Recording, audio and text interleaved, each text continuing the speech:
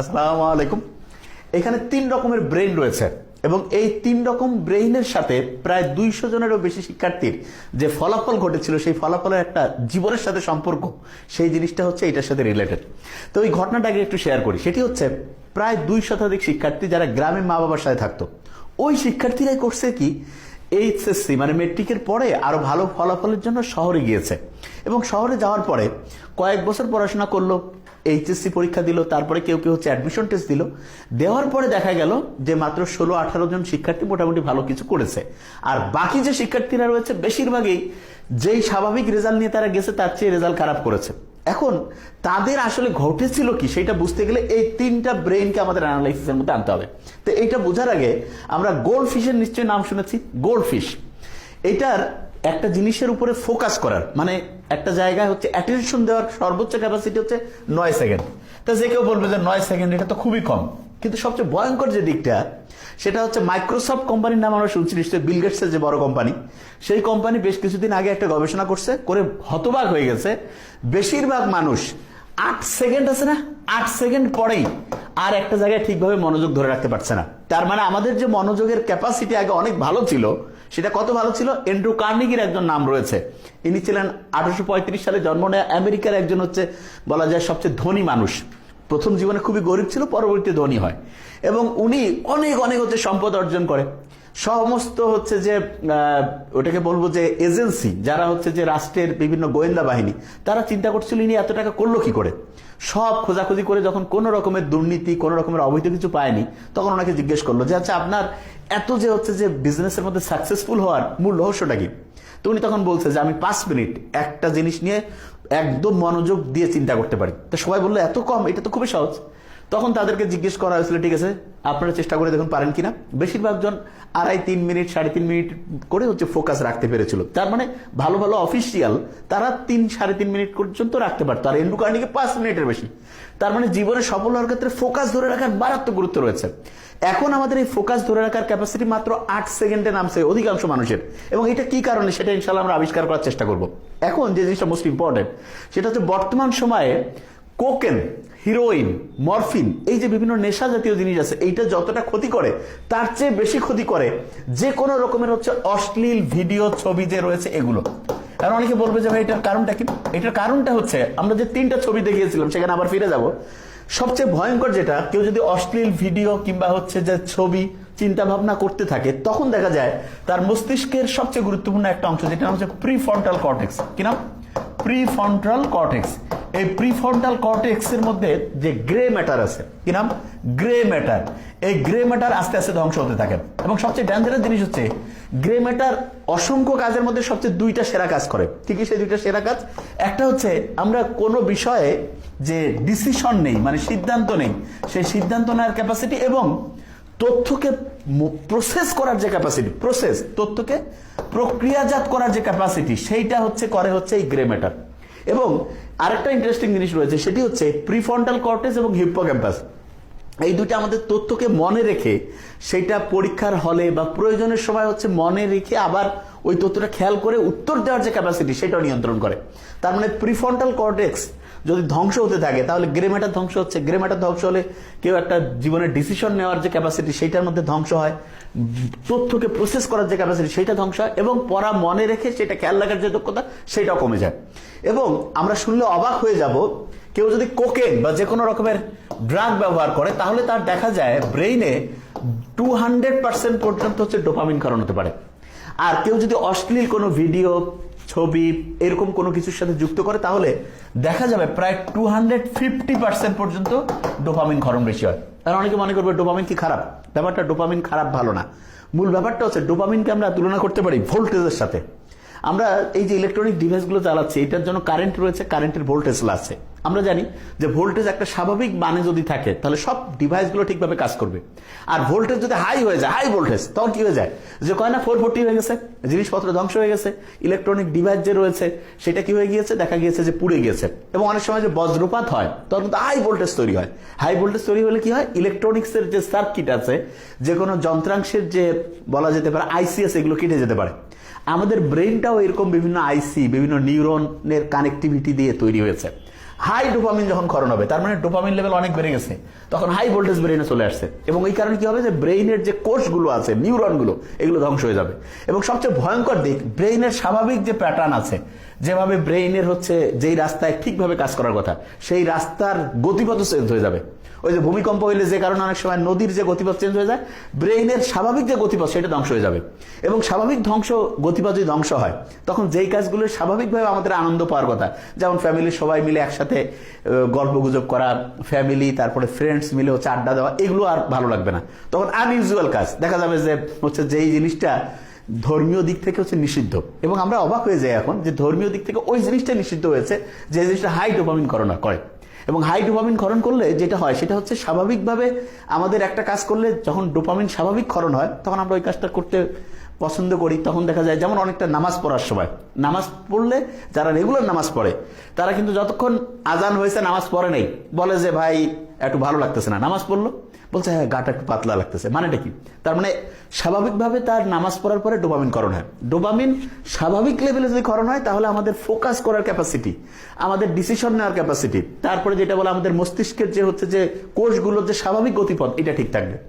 আর কোনো কারণে যে কেউ, সেটা ওই খারাপ ড্রাগ হোক, অশ্লীল ছবি হোক, ভিডিও হোক, যে কোনো কিছু হোক, এগুলোর মাধ্যমে যদি ব্রেইনে হাই ডোপামিন তৈরি করতে থাকে, তখন দেখা যাবে তার ব্রেইনের যে অসাধারণ ক্ষমতা আল্লাহ দিয়েছেন, সেই ক্ষমতা আস্তে আস্তে ধ্বংস হয়ে যাবে। এবং এইটার কারণে এখন দেখা যাচ্ছে এডিএইচডি। এটা কি? এটা হচ্ছে attention deficit hyper activity disorder. এই যে এটার কয়েকটা সাইন আছে, যেমন দেখা যাবে কিছু ছেলে পেলে আছে না, যে খুব তাড়াহুড়া করে হাঁটতেছে, মনে হচ্ছে দৌড়াচ্ছে, এইটা মূলত অ্যাটেনশন ডিফিসিট হয়েছে, এবং একটা জিনিসে ফোকাস করার ক্যাপাসিটি নেই। এবং দেখা যায় যে জীবনের যে নির্দিষ্ট গোল, সেই গোল ওরিয়েন্টেড কোনো হচ্ছে কাজ সে করছে না, কিন্তু সারাদিন ব্যস্ত, তার মানে তার মনোযোগ ধরে রাখার যে ক্যাপাসিটি, সেটা ধ্বংস হয়েছে। এবং এই কারণে দেখা যায় আগেকার দিনে যখন আমাদেরকে এই যে পাক ভারত উপমহাদেশের মানুষজনকে শাসন করত, তখন বিভিন্ন কি দিয়েছিল, মানে হচ্ছে বলা যেতে পারে মদ, তারপরে নেশা জাতীয় জিনিস ধরাই দিয়েছিল। আর এখন মুসলমান বা অন্য যে কোনো ধর্মের যারা তরুণ ছেলে মেয়ে, তাদেরকে ধ্বংস করার জন্য এই যে অশ্লীল ভিডিও, তারপর হচ্ছে কি বলে ছবি, এই যে অপ্রয়োজনীয় হচ্ছে নগ্ন হচ্ছে ইনস্টাগ্রাম ছবি, এই যে জিনিসগুলো, এগুলোর মাধ্যমে ব্রেইনে হাই ডোপামিন ক্ষরণ হচ্ছে এবং ব্রেইনের কোষগুলিকে ধ্বংস হচ্ছে। আমরা ওই ছবিতে একটু পরে যাব। এবং এইটা এতটাই ডেঞ্জারাস, আফিম যুদ্ধ দুইবার হয়েছে। একবার হয়েছিল 1839 সালে শুরু হয়েছিল, 1842 পর্যন্ত শেষ হয়েছিল। এটা হচ্ছে যে চীন এবং ইংল্যান্ডের মধ্যে হয়েছিল। সেই যুদ্ধে দেখা গিয়েছে যে নানকিন চুক্তি হয়েছে, সেই চুক্তির মারফতে হংকং যে দেশ, সেইটাকে হচ্ছে যে চীনের কাছ থেকে ইংল্যান্ড তার নিজস্ব হচ্ছে যে ইজারায় নিয়ে নেয়। এবং আরেকবার আফিম যুদ্ধ 1856 সালে শুরু হয় এবং 1860 পর্যন্ত হয়। সেই দ্বিতীয় যুদ্ধ যে হয়েছিল, সেই যুদ্ধটাও কি ছিল, মূলত আফিম কেনা বেচা করতো। ইংল্যান্ড চাইতো যে আফিম আমরা যে কেউকে হচ্ছে দিতে পারবো, এবং সেইখানকার যে চীনের যারা হচ্ছে অফিসার ছিল, তারা চাইছিল যে না, এটা দিয়ে তো যুব সমাজ ধ্বংস হয়ে যাচ্ছে। এবং সেই সময় অন্যায় একটা যুদ্ধ করলো, এবং সেই যুদ্ধে দেখা গেল জিতলো কিন্তু হচ্ছে অন্যায়কারী, যে তারাই জিতছে শক্তির উপর ভিত্তি করে, এবং জিতে তারা অন্যায় চুক্তি করলো এবং বিভিন্ন যে চীনের যে পোর্ট ছিল সেগুলো দখল করে নিয়ে আফিমের ব্যবসা নিরবিচ্ছিন্নভাবে করতো। তা আফিম যতটা আমাদের জন্য ওই সময়ে জনসাধারণ ইয়াং ছেলেমেয়ের জন্য যতটা ক্ষতিকর ছিল, তার চেয়ে এখন ক্ষতির বেশি কারণ হচ্ছে অশ্লীল এইরকম বিভিন্ন ভিডিও, তারপরে ছবি, তারপরে অপ্রয়োজনীয় জিনিস, যেটা এক কথায় ধর্মীয় দৃষ্টিকোণ থেকে নিষিদ্ধ। অনেকে বলে যে ভাইয়া মোবাইলে আমি দেখতেছি, এটা কি পাপ হবে? সবচেয়ে সহজ ব্যাখ্যা, খালি চোখে দেখা যেটা জায়েজ, সেটা মোবাইলে দেখা জায়েজ। আবার বলছি, খালি চোখে দেখা জায়েজ, মোবাইলে সেটা দেখা জায়েজ। আর খালি চোখে দেখা যেটা হচ্ছে হারাম, নিষিদ্ধ, সেটা মোবাইলে দেখা নিষিদ্ধ। তার মানে মোবাইলে আমরা কখনোই সেই রকম কার্যে হচ্ছে ব্যস্ত থাকবো না, যেটা ফ্যামিলির সবাই মিলে আমরা দেখতে পাবো না, সবাই মিলে হচ্ছে যেই এন্টারটেইনমেন্টের মধ্যে আমরা নিজেদেরকে ব্যস্ত রাখতে পারবো না, সেইটা কোনো ক্রমেই মোবাইলে করা যাবে না। এবং এটা যদি করি, তাহলে ভয়ঙ্কর যে দিকটা, ব্রেইনের ধ্বংস হচ্ছে। ধ্বংসটা কেমন? কোকেন, হিরোইন, এগুলো খাইলে, এগুলো রেগুলার অ্যাডিকশন করলে, অ্যাডিক্টেড থাকলে 200%, আর এই অশ্লীলতা জড়িত থাকলে 250%। আল্লাহ কত অসাধারণ করে বলছে যে মোমেন পুরুষ আর মোমেন নারী পরস্পরের বন্ধু, তোমরা পরস্পর তোমাদের দৃষ্টিকে হচ্ছে সংযত করো। আর নারীদেরকে বলছে যে জাহিলিয়াতের যুগের মতো নিজেদের হচ্ছে উন্মুক্তভাবে প্রদর্শন করো না। এখন দেখা যাচ্ছে যে সমাজের যত রকমের অন্যায় অশ্লীলতা আছে, এইটার যত রকমের অপরাধ আছে, তার মধ্যে ব্রেন ঠিকভাবে কাজ করছে না এবং হচ্ছে যে হাই ডোপামিন ক্ষরণ হচ্ছে, স্বাভাবিক অ্যাক্টিভিটিস নষ্ট হয়ে যাচ্ছে। এখন কথা হলো যে এই কাজগুলো আমরা অনেক সময় হচ্ছে অ্যাড্রেসও করি না যে এগুলো যে অন্যায়, এবং এই ক্ষেত্রে অভিভাবকদের উচিত যে সন্তানদেরকে এখন থেকে জানিয়ে দেওয়া যে হ্যাঁ, যে যেটা ধর্মীয় নীতিমালা রয়েছে সেইটা যদি মানো তাহলে তুমি ভালো করবা, না হলে কিন্তু আস্তে আস্তে ধ্বংস হবা। ওই যে 200 স্টুডেন্টের কথা বলেছিলাম, 2 শতাধিক শিক্ষার্থী যারা গ্রাম থেকে শহরে গিয়েছে, এদের মধ্যে সাধারণত দেখা গিয়েছে 3 রকম স্টুডেন্ট হয়েছে। এক রকমের শিক্ষার্থী ছিল যারা ধর্মীয় নীতিমালা একদম ভালো করে মানত, এবং তাদের ক্ষেত্রে যেটা হয়েছে ধর্মীয় নীতিমালা মানার কারণে দেখা গিয়েছে তাদের ব্রেনটা স্বাভাবিকই ছিল। কিরকম ব্রেন ছিল স্বাভাবিক, সেটা হচ্ছে এই প্রথম ব্রেনটা, এবং এইটার কারণে তারা অ্যাটেনশন ধরে রাখতে পারতো, ফোকাস ধরে রাখতে পারতো, পড়াশোনা করতো, রেজাল্টও ভালো করতো। এই যে দ্বিতীয় যে রয়েছে, এগুলো হচ্ছে ড্রাগ অ্যাডিক্টেড হয়েছে কিছু কিছু ছেলেপেলে, যে একটু বন্ধু বান্ধবের সাথে সিগারেট হ্যান ত্যান খাওয়া শুরু করলো, ব্রেনের ধ্বংস হলো এবং পড়াশোনা ধরে রাখতে পারছে না, পড়ায় আগ্রহ নাই, মেজাজ খিটখিটা গরম, আচরণ খারাপ, হাই অ্যাক্টিভিটি মানে হচ্ছে যে ভাবচক্কর বেশি, এদের রেজাল্টও জীবনে ভালো কিছু হয়নি। তৃতীয় গ্রুপ, এরা অশ্লীলতায় জড়িয়ে গেছে, এই বয়ফ্রেন্ড গার্লফ্রেন্ড, তারপরে হচ্ছে যে বিভিন্ন অশ্লীল জিনিসের সাথে যুক্ত হয়ে এদের ব্রেন আরো বেশি ড্যামেজ হয়েছে। এবং এই 3 গ্রুপের মধ্যে যারা ধর্মীয় নীতিমালা মারছে তাদের রেজাল্ট আলহামদুলিল্লাহ ভালো হয়েছে, আর এই 2 গ্রুপ ধ্বংস হয়েছে। তো এই 2টা গ্রুপের মধ্যে যে কেউ যদি এখন প্রশ্ন করে যে কেউ যদি এই যে ড্রাগের মধ্যে অ্যাডিক্টেড, অশ্লীল জিনিসে অ্যাডিক্টেড হয়, তাহলে তার ফিরে আসার বুদ্ধি আছে কিনা? আছে। একটা শব্দের মধ্যে এই ফিরে আসার বুদ্ধি আছে, সেই শব্দটা হচ্ছে রিলিজ। যে কোনো প্রবলেম ইনশাআল্লাহ আমরা এই শব্দকে বিশ্লেষণ করে বের করে ফেলতে পারবো। সেটা কি? আর্ট হচ্ছে রিকগনাইজ।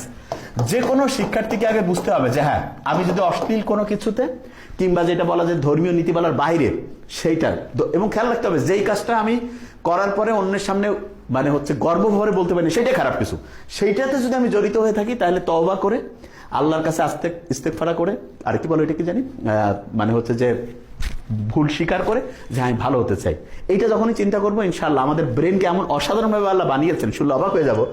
মাত্র 4 সপ্তাহে ব্রেন যতটাই ধ্বংসপ্রাপ্ত, ওই 2nd বা 3rd ক্যাটাগরি হলে মাত্র 4 সপ্তাহে আমরা যদি এগুলো থেকে নিজেদেরকে দূরে রাখি, ব্রেন আবার আলহামদুলিল্লাহ আগের অবস্থায় যাবে। এবং সেই জন্য ফার্স্ট যে উইকটা আছে, ফার্স্ট উইকটা কিন্তু খুব কষ্ট হবে। অনেকটা এরকম যে আল্লাহ বলছে না, তুমি যখন অন্যায় করবা সেইটার শাস্তি দুনিয়াও কিছু পাবা, আখিরাতেও পাবা। তো ওই যে 2 নাম্বারই যা কিছু করছি সেইটার জন্য ফার্স্ট উইক কষ্ট হবে, প্রচুর কষ্ট হবে, এবং ঘুম আসবে না, হাত পা ব্যথা করবে, মানে খাওয়ার রুচি কমে যাবে, ভয় লাগবে, বুক ধরপড় করবে, এই জিনিসগুলো হবে। কিন্তু এই যে কষ্টের পরেই আল্লাহ রহমতে রহমত চলে আসবে। 2nd উইক থেকে শুরু হতে থাকবে কি, কষ্ট কমতে থাকবে, কষ্ট কমতে থাকবে, ভালো লাগা শুরু হবে। 3rd উইকে কষ্ট আরো কমতে থাকবে, আর একটু ভালো লাগা শুরু হবে। 4th উইকে গিয়ে আমরা দেখবো আলহামদুলিল্লাহ এত সুন্দর আমাদের অ্যাটেনশন চলে আসতেছে, বন্ধু বান্ধব ফ্যামিলির লোকজনের সাথে কথা বলতে ভালো লাগতেছে, তখন মনে হবে যে কি আজে বাজে কাজের মধ্যে নিজেকে ব্যস্ত রাখছে, তখন আস্তে আস্তে ভালো লাগার মধ্যে আমরা চলে যাবো। তা এই first week, 2nd week, 3rd উইকটা আল্লাহর সাথে কানেকশন থাকতে হবে। ফ্যামিলির যারা রয়েছে তাদের কাছে কি হতে পারে, যে কোনো সমস্যা আগে রিকগনাইজ হয়ে গেছে, এরপরে ইতে হচ্ছে কি সব সময় যেটা বলি এঙ্গেজ রাখতে হবে, তাকে ব্যস্ত রাখা, 5 ওয়াক্ত নামাজ পড়া, ধর্মীয় নীতিমালা, ভালো বই পড়া, আস্তে আস্তে সে পজিটিভ হয়ে যাবে। এলতে হচ্ছে লিসেন, তার সমস্যাগুলো মন দিয়ে শুনতে হবে, কোনো মন্তব্য করার দরকার নেই, সমস্যা এটা ব্যাপার না, ইনশাআল্লাহ আমরা সবাই মিলে একসাথে সমাধান করবো। ইতে যেটা রয়েছে সেটা হচ্ছে ইমপ্যাথি। এই সমস্যা যদি আমাদের নিজেদের কারো হইতো, সে কিন্তু ইচ্ছা করে করতেছে না, যে কোনো ভাবে সে অ্যাডিক্টেড হয়ে গেছে, তাহলে কতটা কষ্ট পাইতাম আমরা, সেই অনুযায়ী তাকে হচ্ছে নিজেদের মধ্যে হচ্ছে চিন্তা করতে হবে। এরপরে যেটা অ্যাকসেপ্ট, এরকম অন্যায় যে কেউ করতে পারে, এটা অন্য কাউকে বলার দরকার নেই, ফ্যামিলির সবাই মিলে যে ওকে ফাইন, ইনশাআল্লাহ আস্তে আস্তে আমরা পজিটিভ দিকে যাবো। এরপরে যেটা রয়েছে সাপোর্ট। সাপোর্টের ক্ষেত্রে আমরা সবসময় বলি যে কোনো রকমের প্রশ্ন জিজ্ঞাসা না করে, সে যেই রকম সুযোগ সুবিধা চায় তাকে হচ্ছে কোনো কটু কথা না বলে, তাকে তুলনা না করে, তার হচ্ছে যে নেগেটিভ দুর্বল জিনিসটা আঘাত না করে তাকে পজিটিভ ওয়েতে হচ্ছে হেল্প করা। এরপরে যেটা এনকারেজ মানে তাকে বোঝানো যে হ্যাঁ ইনশাআল্লাহ 99% যদি কেউ চায় মন থেকে, ইনশাআল্লাহ সে সফল হবে, এবং সেই রকম যে অন্যায় অশ্লীলতা যে কোনো রকমের বদ অভ্যাস থেকে নিজেকে বের করে আনতে পারবে। এবং খেয়াল রাখতে হবে অন্যায় যেটা করছে আল্লাহ কিন্তু আমাদের বানিয়েছে, আমাদের মধ্যে ভালো খারাপ সব বৈশিষ্ট্য আছে, খারাপ বৈশিষ্ট্যটা কারোর মধ্যে সঙ্গত সে কোনো কারণে যদি প্রকট হয়, চাইলে আমরা ধর্মীয় বই পড়ে ভালো মানুষজনের সাহচর্য থেকে ইনশাআল্লাহ খারাপ জিনিসগুলোকে দূর করে আস্তে আস্তে ভালোর দিকে যেতে পারে। এবং যখনই একটা ফ্যামিলি, একটা সোসাইটি ভালোর দিকে যাবে, অটোমেটিক দেশ এবং মানুষ অসাধারণ হবে। Thank you so much. আসসালামু আলাইকুম।